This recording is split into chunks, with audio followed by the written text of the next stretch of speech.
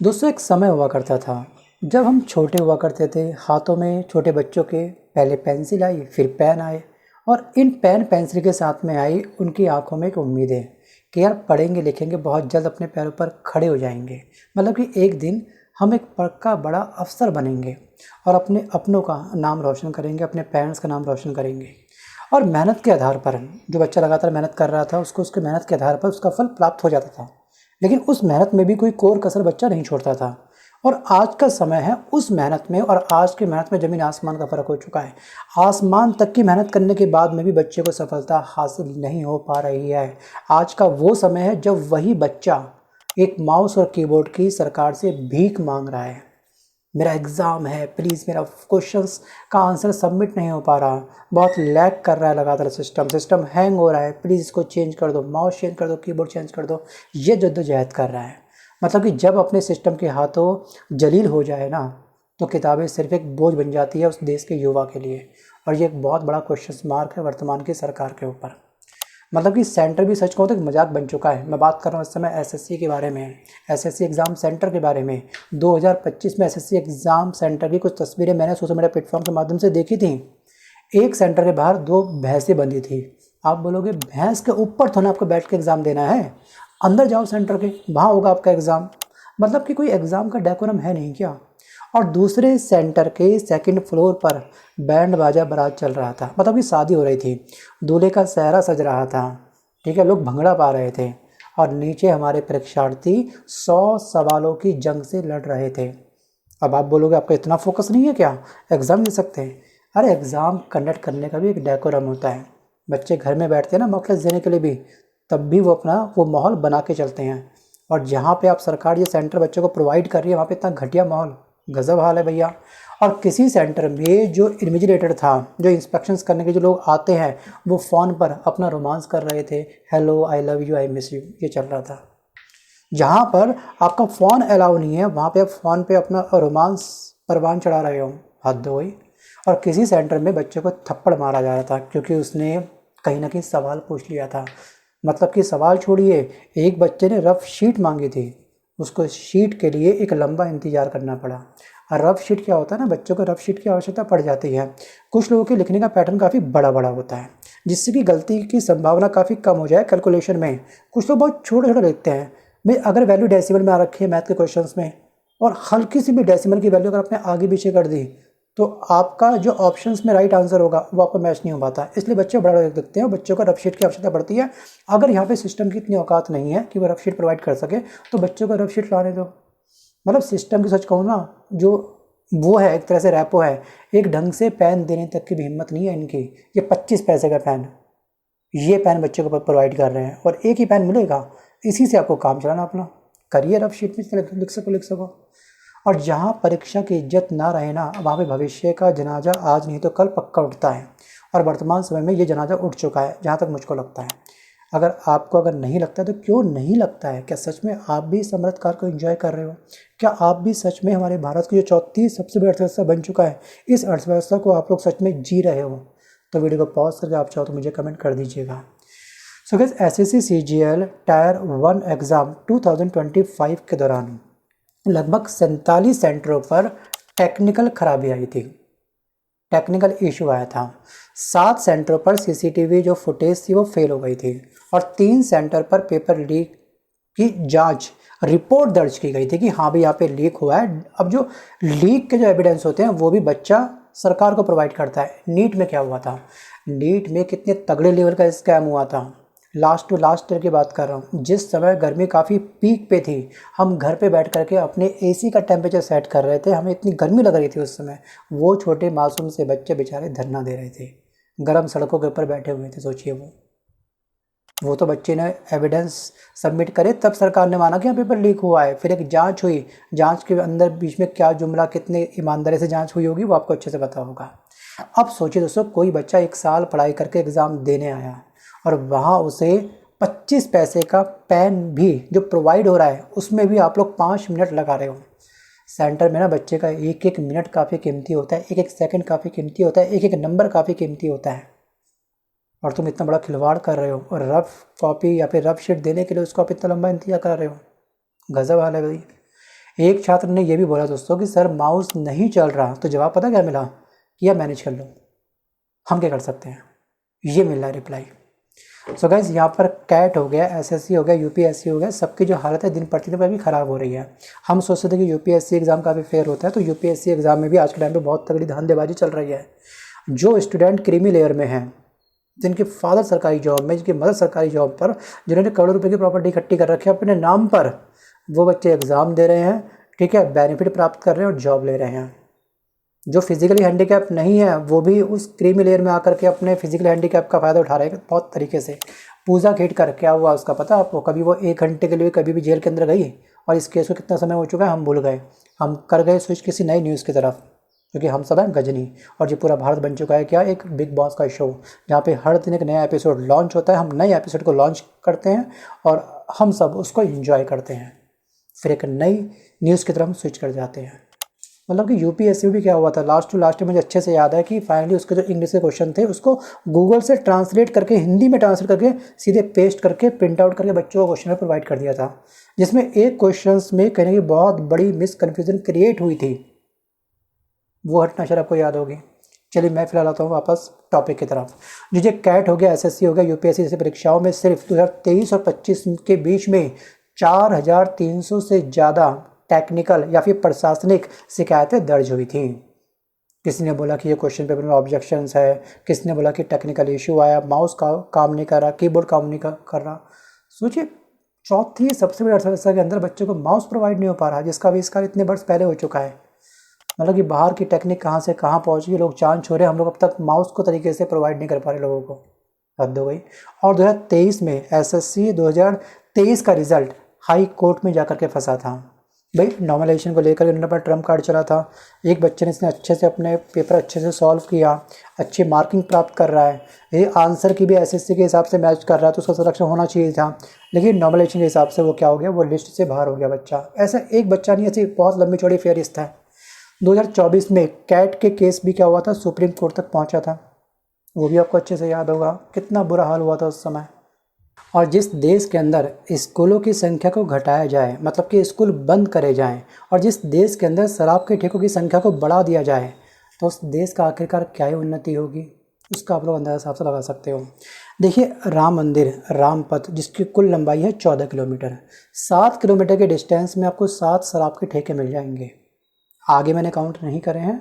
अगर आपको कभी मौका मिले रामपथ से गुजरने का, या फिर आप लोग अगर राम मंदिर जाओ, तो मुझे टोटल कितने ठेके हैं उस एरिया में, कितनी शराब की दुकानें हैं, मतलब वो आप मुझे चाहो तो कमेंट करके पक्का बता दीजिएगा।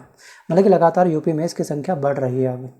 अब हम बात करते हैं कुछ दोस्तों, इसी वापस हम टॉपिक पे आते हैं। तो अगर हम देखेंगे यहाँ पर एनसीआरबी की रिपोर्ट के अनुसार 2022 से लेकर के 2024 के बीच में हमारे भारत के युवाओं ने जो आत्महत्या करी है, उसका जो दर है, जो उसका प्रतिशत है, वो लगातार डे बाय डे बढ़ता जा रहा है। लोग डिप्रेशन में आते जा रहे हैं इस एग्ज़ाम की तैयारी करते करते करते करते करते।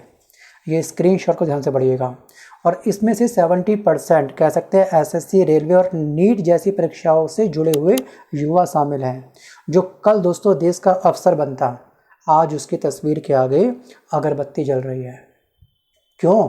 क्योंकि यहाँ पे बहुत बड़ा स्कैम इन युवाओं के सामने तैयार किया गया था। भाई एक स्कैम के बारे में थोड़ा सा जिक्र करना चाहूँगा कि आपको याद होगा कि रेलवे ने 2019 में ग्रुप डी की वैकेंसी निकाली थी। इस ग्रुप डी की एक वैकेंसी के लिए जो फॉर्म की फ़ीस रखी गई थी, वो फीस रखी गई थी 500 रुपये, राइट। अब 1.89 करोड़ युवाओं ने, बच्चों ने ये फॉर्म फिल किया था। तो 500 करोड़ मल्टीप्लाई 500 रुपये का एक फॉर्म था, और 1.89 करोड़ बच्चों ने फॉर्म मतलब फिल किया, तो कितना मोटा अमाउंट सरकार के पास गया है वो सोचिए एक बार। अब कुछ लोग काफ़ी जबरा फ़ैन होंगे सरकार के, बहुत तगड़े वाले, तो मैं उनसे बोलूँ, सिर्फ यही बोलूँगा, या तो तैयारी नहीं करते एग्ज़ाम की। अगर आप तैयारी कर रहे हो तो आप तैयारी के नाम पे केवल एक फॉर्मेलिटी पूरी कर रहे हो, आप किसी को धोखा दे रहे हो, अपने आप को भी और अपनों को भी। सोचिए 945 करोड़ रुपये सरकार के खाते में गया, और इतनी घटिया जगह आप सेंटर बच्चे को प्रोवाइड कर रहे हो जो गूगल मैप के अंदर बच्चों को नहीं मिल पा रहा है। और फिर आप बोलते हैं कि अपने हाथ में आप बैग क्यों ला रहे हो, फ़ोन क्यों ला रहे हो जब अलाउ नहीं है, तो पानी की बोतल क्यों ला रहे हो। हम सब प्रोवाइड कर तो रहे हैं आपको, 50 रुपये तो वहाँ पे बैग सबमिट करो, 30 रुपये तो वहाँ से पानी लो, ठीक है। ये क्या चल रहा है भाई? सोचिए 945 करोड़ रुपए। और 2019 में ये फॉर्म निकला था, 2022 तक रेलवे ने परीक्षा नहीं करवाई। मतलब कि यहाँ पर कितना मोटा मोटा साल हो गया, 4 साल मान लीजिएगा मोटे मोटे आप लोग। हाँ, 2023 तक ये एग्ज़ाम नहीं हुआ था, 19 और 23 4 साल हो गए। अब सोचिएगा 945 करोड़ 4 साल तक पड़े रहे सरकार के पास, तो कितना ब्याज इस सरकार ने कमाया होगा। अगर आप मरे से मरे घटिया से घटिया बैंक में बिना अगर यह अमाउंट सबमिट करते हो, 945 करोड़ रुपये आप जमा कर देते हो और 6% अगर आपको वार्षिक ब्याज प्राप्त होता है, तो 4 साल में आपने कितनी कमाई कर ली ब्याज से? तो 226.8, 226 करोड़ मान लीजिए, कोई दिक्कत नहीं आप लोग मोटे मोटे। ये है हमारा अमृतकाल, ये है सबका साथ सबका विकास। आपको याद होगा यूपीपीएससी के बारे में, आरओ के प्रोटेस्ट के बारे में, 1 डे 1 शिफ्ट के बारे में कितनी जद्दोजहद बच्चों ने करी थी। उसमें भी अपना कोई नया खेल रचने वाले थे। कितना तगड़ा प्रोटेस्ट हुआ था।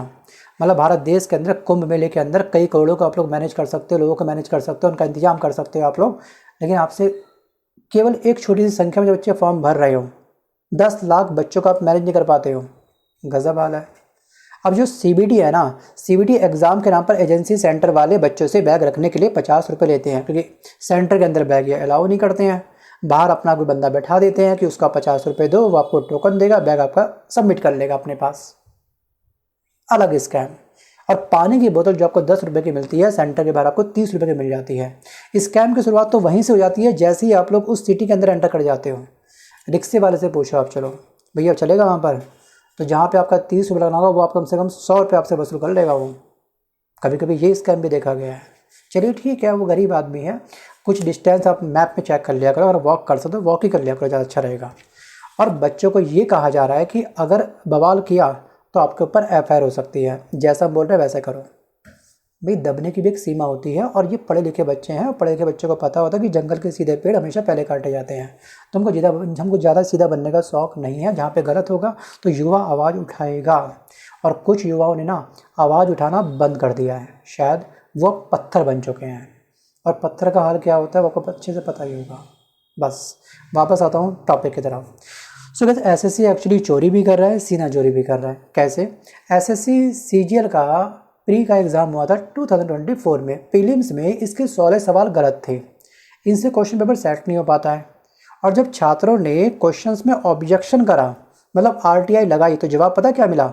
जवाब ये मिला कि आपको गलत सवाल अगर भी लग रहा है तो पर क्वेश्चंस पर आपको 100 रुपये सबमिट करने हैं इस डिपार्टमेंट को, एसएससी को। उसके बाद वो उसको वेरीफाई करेगा। अगर आपको लगेगा आप सही है तो आपको 1 नंबर प्रोवाइड हो जाएगा, जो भी इनका क्राइटेरिया होता है। सोचिए एसएससी के कितने बच्चे फॉर्म फिल करते हैं। 100 क्वेश्चन आपने गलत सेट कर दी तो ये भी आपके कमाने का एक तरीका हो चुका है ना। 100 रुपये रिफंड नहीं होगा आपको, वो गया तो गया। और कई बार क्या होता है कि बच्चों के पास ठीक है फाइनेंशियल कंडीशन काफ़ी अच्छी होती है, कुछ बच्चे ऐसे भी होते हैं, तो वो एक क्वेश्चन की अपना ऑब्जेक्शन लगा देते हैं, तो फीस जैसी वो सबमिट करते हैं तो कभी कभी बीच में फ़ीस फंस जाती है, तो वो दोबारा से फ़ीस क्या करता है, सबमिट कर देता है। ऐसा भी होता है कई बार, तो एक दुगना तिगुना अमाउंट भी इनके पास इकट्ठा हो जाता है कभी कभी। सोचिए, एक तो आपने क्वेश्चन गलत सेट किया, बच्चा कितना डिप्रेशन में आ चुका होगा कि यार 16 क्वेश्चन गलत। सोचिए पेपर के अंदर एक बहुत बड़ी संख्या होती है भाई। यहाँ पर कह सकते हैं कि साफ साफ ये जो डिपार्टमेंट है ना, और ये जो सरकार है, ये बहुत ही पीक लेवल पर कहने के बहुत तगड़ा स्कैम कर रही है। मतलब कि जहाँ पर परीक्षा सेंटर मुनाफे का अड्डा बन चुका है, वहाँ सिस्टम नहीं, साफ कहूँ तो एक बाज़ार चलता है। और 31 जुलाई को जो महा आंदोलन होने वाला है, ठीक है, इसमें आपको शामिल पक्का होना है। इस दुकान को, इस बाज़ार को किसी भी हालत में बंद करना होगा, और ये मुहिम संपन्न होगी आपके द्वारा और टीचर के द्वारा। और मेरी आपसे हम्बल रिक्वेस्ट है कि आप लोगों को प्लीज़ इस स्थान पर डीओपीटी का जो ऑफिस है उसके बाहर आपको पक्का पहुंचना है। और 2022 और अगर हम 24 के बारे में बात करें तो 2022 और 24 में 1.37 लाख जो छात्र थे उनसे इसी क्वेश्चंस करेक्शन के चक्कर में पर स्टूडेंट से कम 2 से 3 हज़ार रुपये की वसूली करी गई थी। और 2024 एसएससी जीडी परीक्षा में दिल्ली हो गया, पटना हो गया, भोपाल हो गया, प्रयागराज हो गया, इसमें 60 से प्लस छात्रों पर एफआईआर दर्ज हुई थी। क्यों? क्योंकि उन्होंने सेंटर वालों से सवाल पूछ लिया था, भाई फ़ैन क्यों नहीं चल रहा, ये मेरा डेस्क क्यों इतना हिल रहा है, माउस आप रिप्लेस क्यों नहीं कर रहे हो। बहुत सारे बच्चों के सवाल परेशानी होती है भाई। आप सोचिए ऊपर डीजे बज रहा है, लोग डांस कर रहे हैं, हल्ला गुल्ला कर रहे हैं, नीचे बच्चे अपना एग्ज़ाम दे रहे हैं, क्या बच्चा ऑब्जेक्शन नहीं करेगा? सोचिए, निकलने की जगह नहीं है, हर तरफ अपने भैंस बांध रखी है, चल क्या रहा है भाई? कहाँ गांव देहात में आपने डाल दिया सेंटर। और सवाल पूछने पर आपके ऊपर एफआईआर होती है, बड़ा गजब हाल है भाई। एक्चुअली 31 की जो लड़ाई है, जो शांतिपूर्वक दोस्तों ये जो प्रोटेस्ट होगा, ये लड़ाई एक्चुअली टैलेंट की नहीं है, ये प्रोटेस्ट एक्चुअली टैलेंट का नहीं है, ये लड़ाई है क्या सच में हम एक इंसान हैं, या फिर अब हम केवल सरकारी एजेंसियों के लिए एक एटीएम बन चुके हैं। कभी इनको 500 रुपये दो, कभी ये क्वेश्चंस की संख्या काफ़ी गलत कर देंगे, ठीक है, आज 100 गलत करें, कल वो 50 क्वेश्चन गलत कर देंगे, हर बच्चा उस पर ऑब्जेक्शन करेगा, हर क्वेश्चन में लोग 100 रुपये की कमाई करेंगे पर क्वेश्चन। सोचिए 50 क्वेश्चन गलत तो कितना पैसा आपका जाने वाला है। जो युवा किसी समय आईएएस बनने का सपना देखता था, अब वो शायद ये सोचता होगा कि सच में मैंने अपने सेंटर वालों से एक माउस मांग करके क्या इतनी बड़ी गलती कर दी है कि ये लोग मेरे ऊपर एफआईआर कर रहे हैं। मतलब कि बस सहते जाओ सहते जाओ सहते जाओ। अगर जो इंसान सवाल नहीं पूछ रहा है तो ध्यान रखिएगा कि वो एक जिंदा लाश बन चुका है। अगर आप किसी की भी बातों को बिल्कुल ब्लाइंड फॉलो कर लेते हो तब भी आप काफ़ी गलत कर रहे हो। अपने दिमाग का आपको खुद इस्तेमाल करना है। अब हम वापस आता हूँ थोड़ा सा इस टॉपिक की तरफ। तो आपको एक आंकड़ा मैं और शेयर करना चाहूँगा। भारत में एक्चुअली ना हर साल लगभग 9.5 करोड़ युवा इस कॉम्पिटिटिव एग्ज़ाम में बैठता है। मतलब कि 9.5 करोड़ युवा कॉम्पिटिटिव परीक्षाएं देते हैं, एग्ज़ाम देते हैं, जिनमें से 98% युवा असफल रहते हैं। क्योंकि कई बार ये जो फेलियर होता है ये टैलेंट की कमी से नहीं होता बल्कि सिस्टम की बेईमानी से होता है। जैसे किसी के पास लास्ट चांस है, वो ओवर एज होने वाला है, लास्ट अटैम्प्ट है उसके बाद किसी भी एग्ज़ाम का, तो वो दिन रात एक कर देगा। तो उसके अंदर लापरवाही की सिस्टम किसी भी एंगल से अब नहीं पाए जाते। सोचिए अब वो एग्ज़ाम सेंटर में गया, एग्ज़ाम दिया, जैसे वो बाहर आया उसको ये न्यूज़ मिली कि भैया पेपर तो लीक हो चुका है यार। सोचिए कितना बड़ा धक्का लगेगा उसको। वो दोबारा से फिर 1 साल का और वेट करेगा, नया नोटिफिकेशन आएगा, धरना देगा पहले तो कि पेपर लीक हुआ है। ये भी तो भी बच्चों को एविडेंस प्रूफ करने होते हैं, सारे काम तो बच्चे करते हैं। तब वो मानता है डिपार्टमेंट कि हाँ भाई उसका ये एग्ज़ाम लीक हुआ था। नीट में क्या हुआ था, पहले सरकार नहीं मान रही थी, बच्चों ने बहुत सारे एविडेंस इकट्ठे करे, सबूत सौंपे, तब सरकार ने माना कि हाँ भी एग्ज़ाम लीक हुआ है। यही काम एसएससी के अंदर भी पहले हो चुका है। एसएससी का प्रोटेस्ट उसमें पहली बार नहीं हो रहा है, हर साल कुछ ना कुछ प्रोटेस्ट चलते रहता है। लेकिन इस बार जो प्रोटेस्ट है वो सिस्टम को ठीक करने के लिए है। तो दोस्तों ये लड़ाई अब सिर्फ परीक्षा की नहीं रही है, ये लड़ाई अब इंसानियत की है, इज्जत की है, उस मेहनत की है जो किसी बच्चे ने रात 2 बजे उठ कर की थी। आंखों के नीचे काले घेरे आ जाते हैं बच्चों के पढ़ते पढ़ते, और बदले में उसे क्या मिलता है? बदले में उसे खराब कहते हैं टूटा फूटा माउस मिलता है, एक खराब कीबोर्ड मिलता है, और उसको मिलता है एक बहरा सिस्टम जो बच्चों के दर्द को नहीं सुन पा रहा है। सो गाइस, अब मैं आपसे बस केवल इतना ही कहूँगा कि अगर आप भी कभी उस लाइन में खड़े थे एग्ज़ाम सेंटर के बाहर, अगर आपने कभी एग्ज़ाम दिया होगा, अगर आप भी उस रफ़ कॉपी के लिए तरसे थे, उस रिज़ल्ट के इंतज़ार में आप भी रोए थे क्या रिज़ल्ट कैसे आया ये, मैं तो क्वेश्चन तो सही करे थे, तो 31 जुलाई को डीओपीटी ऑफिस के बाहर इस मुहिम में आपको शामिल पक्का होना है। इसे अपनी आवाज़ भी बनाइएगा इस स्थान पर पहुँच करके। बाकी दोस्तों हम भी वहाँ पर आपको पक्का मिलेंगे। सो गाइस, आज के इस वीडियो में बस कर इतना ही, और मेरी आपसे अगेन एक हम्बल रिक्वेस्ट है, ज़रूर ज़रूर ज़रूर समय पर पक्का पहुँचिएगा। जय हिंद, जय बेरोजगार, जय संघर्ष। धन्यवाद।